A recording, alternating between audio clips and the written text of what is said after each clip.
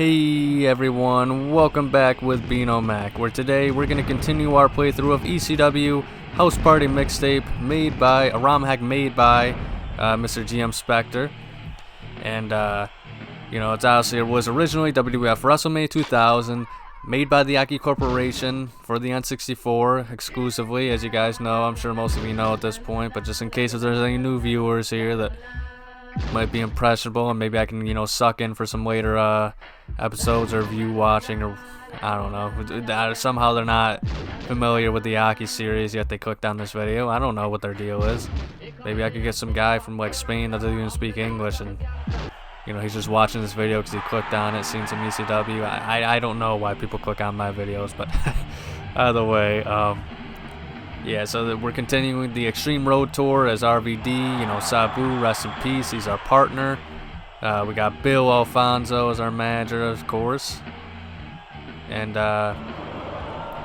Extreme Road Tour is like the season mode, and we're doing the month of December here, folks. So, no pay-per-views, don't worry, no December to dismember or anything like that, no Elimination Chambers or what have you. But we do have a match with little Guido here starting off, and I don't know, I'm kind of, for both these guys, honestly, I'm kind of running out of costume ideas here, because little Guido I think I faced like a few times already, so I've swapped out his outfits. I think this is his last one. And RVD, I'm actually wearing this color outfit option is actually based off of when he first came to the WWF, I guess. For whatever reason, it's just a WWE thing, unfortunately.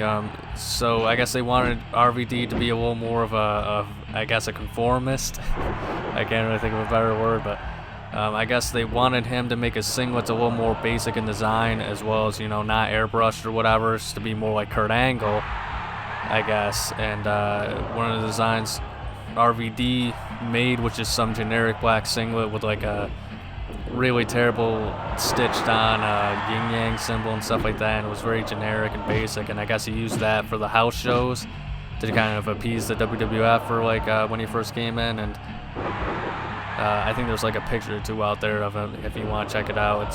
So I don't know, I'm running out of color options here, so I figured I might as well just go with that, and I think it actually kind of looks pretty good in this game, not gonna lie. Obviously not as cool as his other awesome designs with the flames and the tiger stripes and the dragons and some of his later out ones and stuff like that. RVD had probably one of the best attires, I'd have to say. Just consistently cool no matter what it was. Even if I couldn't even quite make out what the design was on his singlets. But RVD, I kind of maintain to this day, I think RVD is probably, he's one of the most underrated guys in the business.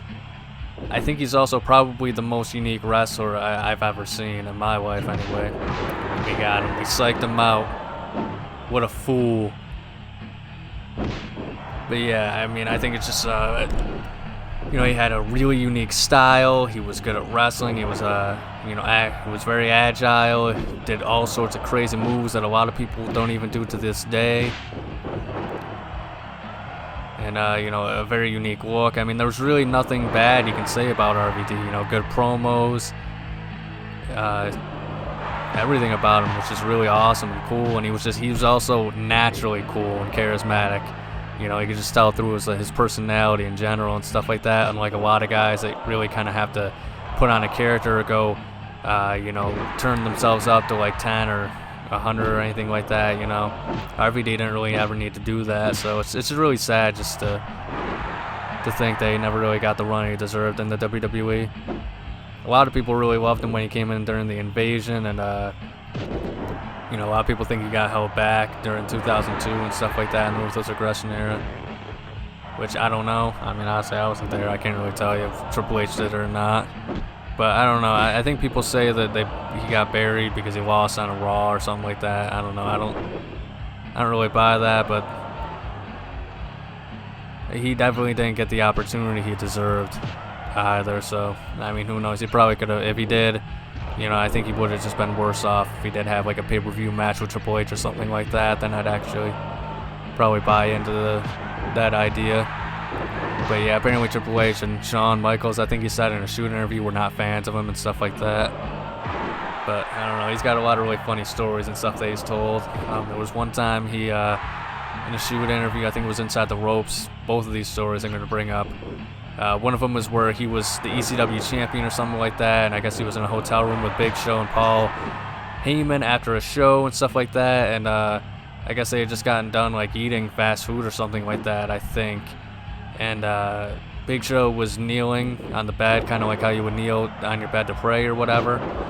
And I guess when Big Show went to get up, he just shit his pants or something in the room in front of Paul Heyman and RVD, and I think he just sat back down after he did it too, just not wanting to get back up. And on one hand, I mean that's pretty nasty and stuff like that, but I mean I don't know if it's just Big Show's terrible diet, because he apparently I guess he was extremely healthy when he was in WCW and stuff like that as a giant. You know, obviously he could do some crazy acrobatics and stuff. You know, like that drop kick off of the freaking top rope is still amazing to see. Oh shit, 420. Believes it, dude, 420. Oh, totally radical. Anyway, I hate that stupid, silly stuff. But anyway, I don't know. A Big Show, I guess he had like a really bad diet and stuff like that. And then, but when he came to the WWF, I don't even think he was really in that bad shape when he came in. But maybe it was the schedule, or just, you know, the WWF environment was different for him, or hard on him, or something like that. I don't know. But that's when he kind of became a lot bigger and fatter. And even in 2000, he was big, but it was imposing, and I don't think it was really that bad, his physique.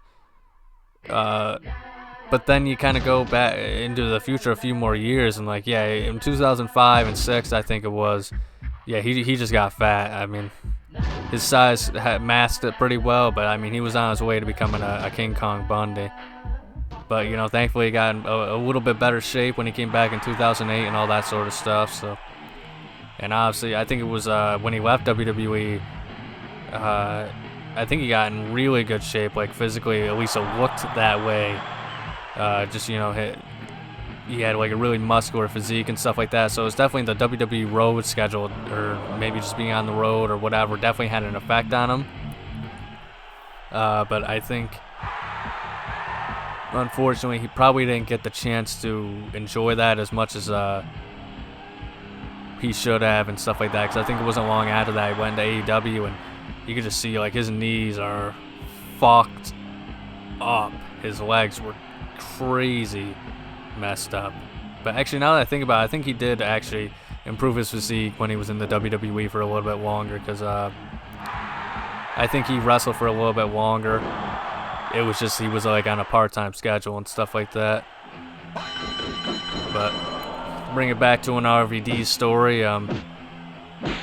Another funny one was he was talking about how I guess he was having Chris Jericho was the Undisputed Champion, and you know they were hyping him up, RVD up to, you know, get angry, show some emotion, you know, get angry at him, and you know I guess people were pissing RVD off all day and stuff like that, and you know just saying like, hey, just make sure you're ready for this, you know, get pissed off, you know, show some rage out there when you're attacking Jericho and all this other stuff. And eventually RVD said that people kept coming up to him and saying that sort of stuff, and pissed him off enough to where he was actually legitimately pissed when he got out there. And I guess the last straw was when Jericho, right before he went out, told RVD like, hey, just, you know, imagine if I like slept with your wife or something like that. And RVD just kind of said that was the last straw, and he had to say he was legitimately pissed off, so mad that he forgot to even, you know, cover Chris Jericho when he hit him with the frog splash, you know, and do like a 1, 2, 3 tap motion saying like, yeah, see, I beat him type thing after, because he was just so angry. He also told a story about how Test was giving him, I think I've already said this, but like Test was giving him directions one time, and Test trying to remember it and explain it to RVD. I guess Test was just getting progressively more and more angry as he kept explaining his directions. But RVD is definitely a really funny storyteller, so you should look up some interviews on him if you haven't already. And I think a lot of people also remember the time in which he was talking about like Shawn, you know, trying to bury him and make fun of him and stuff like that. And he did like the perfect lazy eye thing, and a pretty good imitation of Shawn Michaels and stuff like that too, when he was telling the story. That's a classic one right there. And I don't know, I never really got why it was so great, but I mean, people really loved the pick a hand thing he did with Taz and stuff like that too. But I don't know, I've referenced that myself, but not very good at telling you guys what the match types are, honestly, because I'm always wrapped up in my own conversations here. But the second one was obviously a first blood match, as you see, and this one is a no DQ, no rope, tornado tag as usual. We're gonna bring honor to Sabu's name this time, guys. And then the last one is just gonna be a lumberjack match, so that way I can really have to show off my wrestling acumen and whatnot. So that can't have the over-reliance on weapons and whatnot. But we got Nunzio here. Oh, my bad, Lil Guido. I always call him Nunzio because of the WWF and stuff like that. WWE.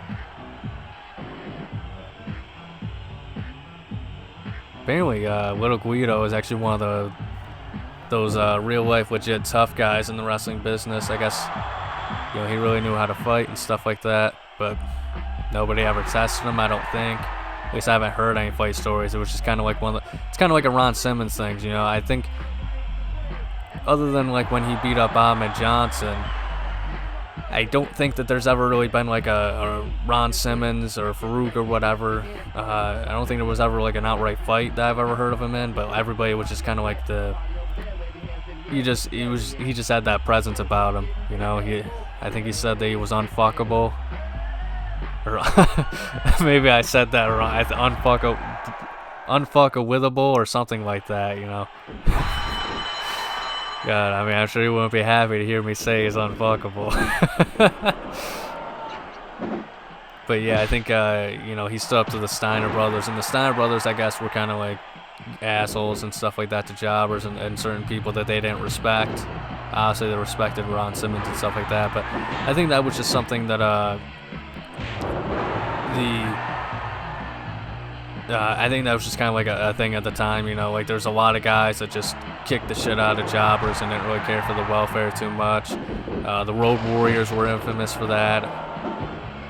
And obviously then there's, the Steiners, I think, were those guys too. I think the 90s was really like the last of that kind of era where like the people would get away with that and stuff like that. I think once it really became mainstream again, wrestling in like the late 90s, that stuff kind of was looked at as less acceptable and stuff like that too. And I think that's also when there was less jobbers on TV and squash matches and stuff like that, and it was just kind of like the short matches you would see where it seemed like a lot of people, especially in early Vince Russo Attitude Era, it seemed like everybody kind of got a chance to shine if you were on the roster. Even the Job Squad, that's what they're called, and jobbers and stuff like that.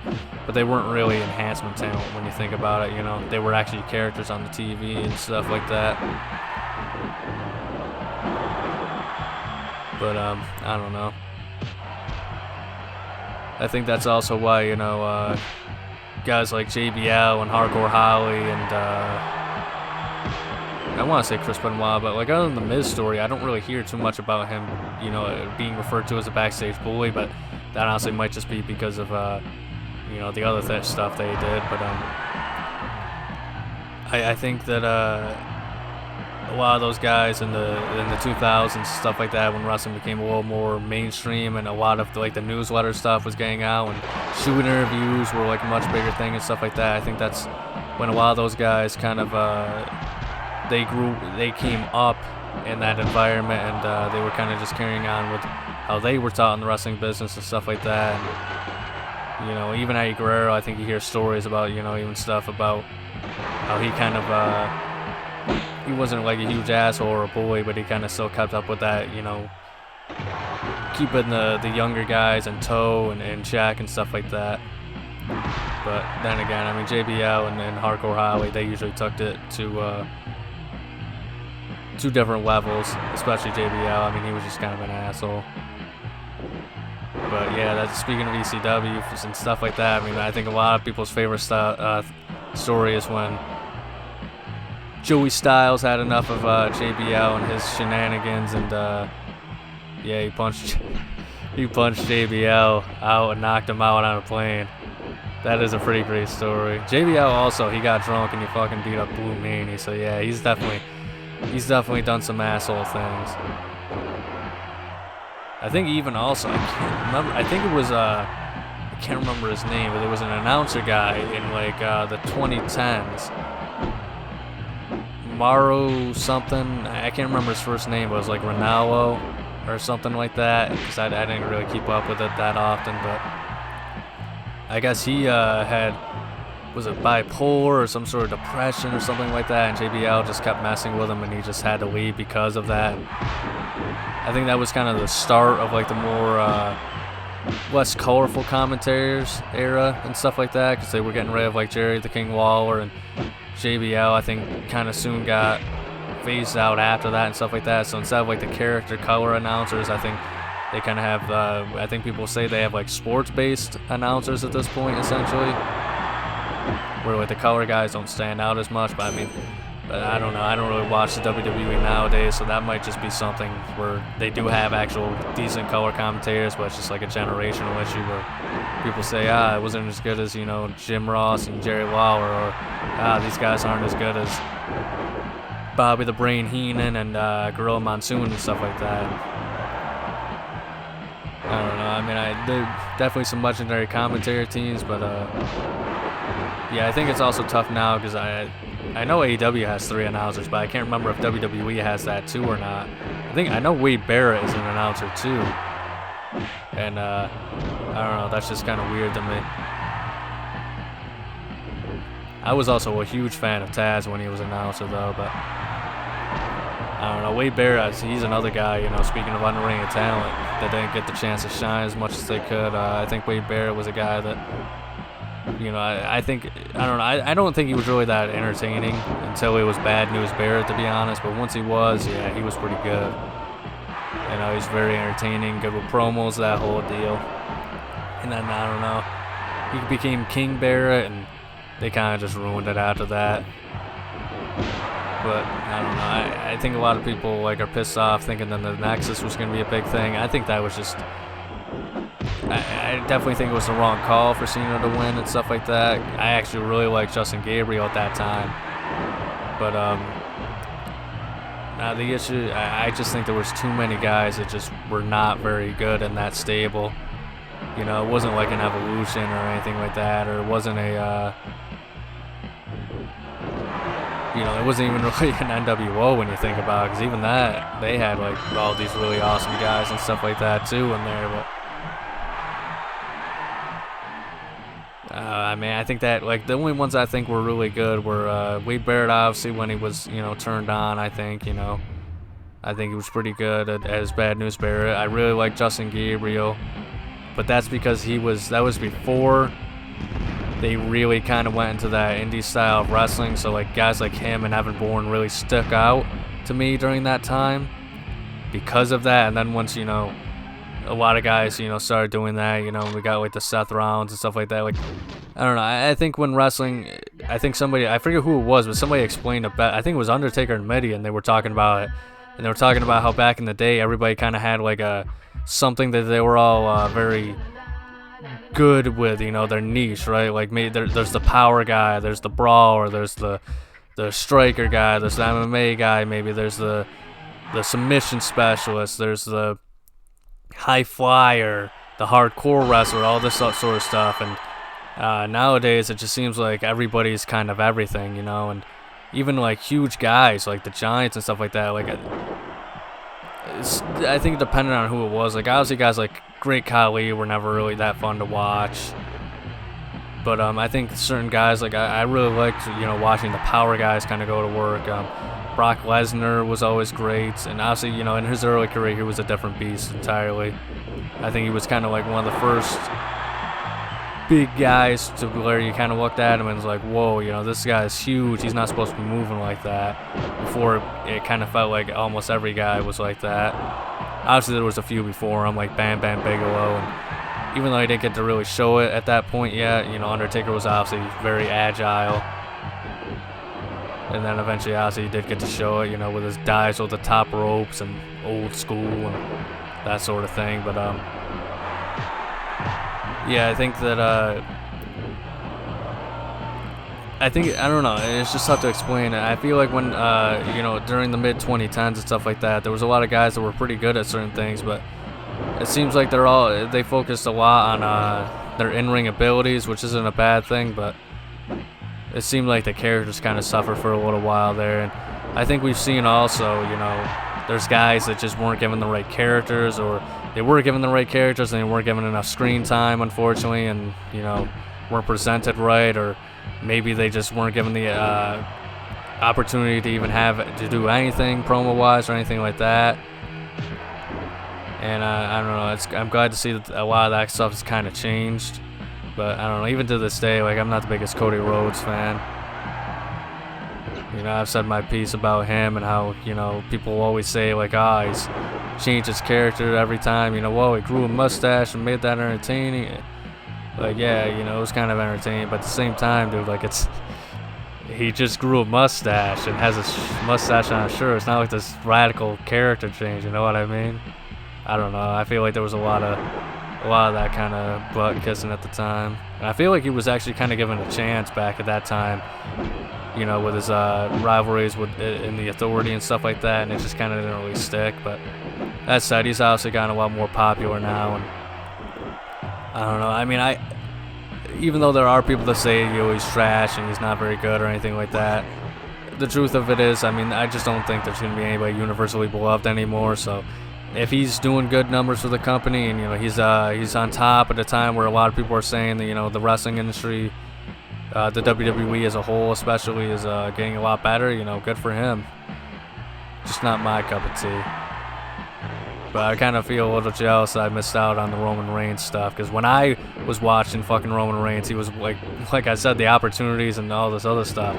When I was watching Roman Reigns, he was fucking terrible. He could put on some good matches, but my God, was he such a terrible character, and that's why I stopped watching. And then when I stopped watching, he turned heel and things got interesting, and I just kept saying, oh, well, I remember watching Roman Reigns. That guy sucks. He can't do it. You know, he's terrible on the mic.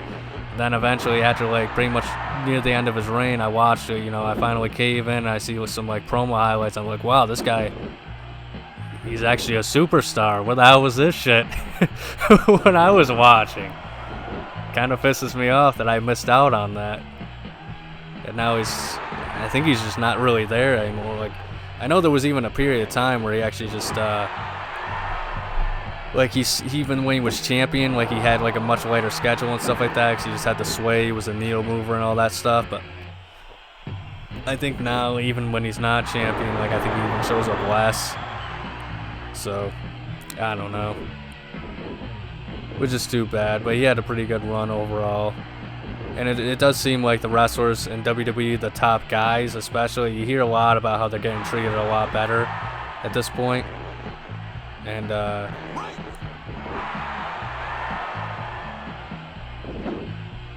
like, I don't know, like, I think I've heard, like, you know, there's top guys might have the privilege of having, like, their own tour bus that they can go on and all sorts of stuff. You know, there's lighter schedules. There's a lot of good stuff, it seems like, and obviously they're still getting paid very well, you know, definitely in the millions. Even I think someone like Sheamus, who hasn't been really a main eventer since, like, what, 2013?